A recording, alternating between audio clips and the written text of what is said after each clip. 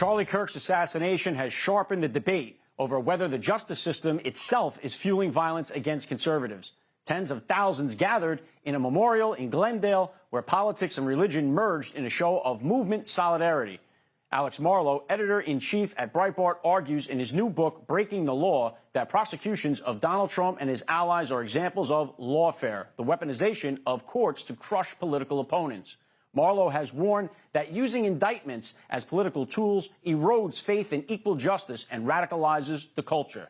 What I did is I looked into the ongoing lawfare, not just against Trump, but against his supporters, and then away the lawfare superstructure, the very well-funded and massive, widespread, made of thousands of people, very powerful, very influential, are continuing to use our legal system to weaponize it to gain political advantage in this country. Critics counter that Trump cases are not partisan inventions, but outcomes of evidence and due process. Legal analysis at Lawfare has tracked the proceedings, emphasizing how judges and juries weighed facts in courtrooms, not political rallies. The Supreme Court's 2024 ruling on presidential immunity also underscored that some actions can be prosecuted while others are shielded, complicating broad claims of bias.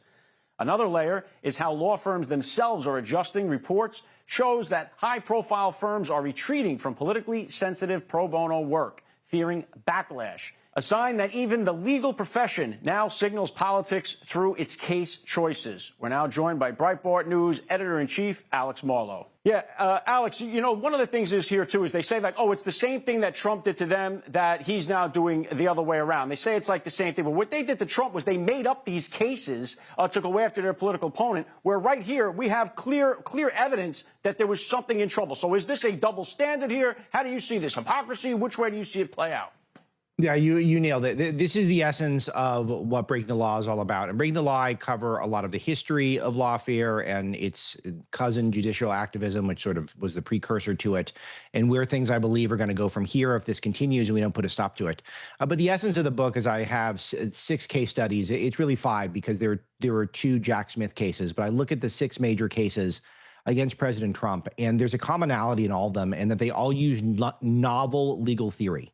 So they don't rely on really clear precedent or things that have been done before. They always try to do something different that has been untested. And that's part of their tricks to try to get convictions and then to, at a minimum, you have it so that things are gummed up in the appellate court process. Trump still has multiple cases pending. He has bonds that are out, his own money, tens of millions, maybe even hundreds of millions. I don't know if he got the Tish James bond yet, that are out that he has to think about and worry about. He's got this bogus criminal conviction, which was the weakest case of the 6 that I look at that turned into the criminal conviction. And all of it was based on stuff that was untested, which meant he was probably going to lose, and then he was going to have to worry about appeals process for years on end. It was legal harassment at a minimum, and I think it was clear violations of due process and equal justice under the law, which are constitutionally protected. Yeah, right on with that, Alex. And, you know, Letitia James, they gave you the playbook. I mean, Caroline Levitt pointed that out in the briefing yesterday. Letitia James ran on this. I'm going to go after Trump, and then I'll find a crime to put to him. I mean, that was the whole game plan, what she ran on when she was going for office. She said, well, we're going to go after Trump, and then we're going to try to find some law to match it. And that's exactly what she ended up doing. Nailed it. And same thing with Fani Willis and same thing with Alvin Bragg. All 3 of them campaigned specifically to get Donald Trump. And so, of course, that violates any basic interpretation of due process. You don't have to have a degree from Yale Law School to understand that.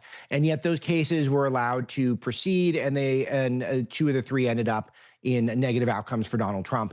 And so those should be thrown out right away. And then you get this cruel and unusual punishment that Tish James had, which was a clear violation of the 8th Amendment. That luckily got thrown out, but there was a cruel and unusual punishment in the E. Jean Carroll civil case, which has been upheld on appeal and might end up all the way at the Supreme Court, which I think it'll lose. But why should the president of the United States, the guy who's supposed to be leading the country and has the most important job on earth, why does he have to worry about this stuff? He shouldn't, Alec. It's a crime against all of his voters.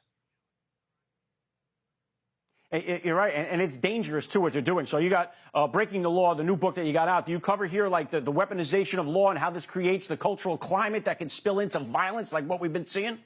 Absolutely. I think they're related. And I think that when you stop protecting people's equal justice under the law, you're inviting a climate of violence, and it shows you that you're willing to use any means necessary to beat your political opponents. So I think this has a lot of negative downstream effects. And it's why that I think that we're seeing some of this assassination and violent culture pop up on the left, is because they've been conditioned to use whichever means, whichever recourse they can to defeat us politically. With the left, it's politics above all else. It's above faith, it's above family, it's above truth, it's above integrity. They feel like they need to pursue the greater good by achieving political victory. In this case, in the cases that I examine in Breaking the Law, it's all about using the legal system. But for those people who are not lawyers, are not part of the lawfare superstructure, it's not shocking that we're seeing violence erupt in our streets, and when we're seeing the climate that could create an assassination of my friend Charlie Kirk. I think all that's related in that they're saying we're throwing out the playbook and everything is fair game. For all our viewers asking where One America News is heading in the future, we would like to introduce you to OAN Live. OAN Live is the best way to stay up to date on all of the hard-hitting, straight-shooting, national and international headlines. And the best part is, OAN Live is only $4.99 per month.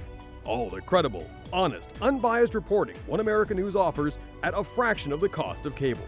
Just go to OANN.com to easily sign up for OAN Live and stay informed.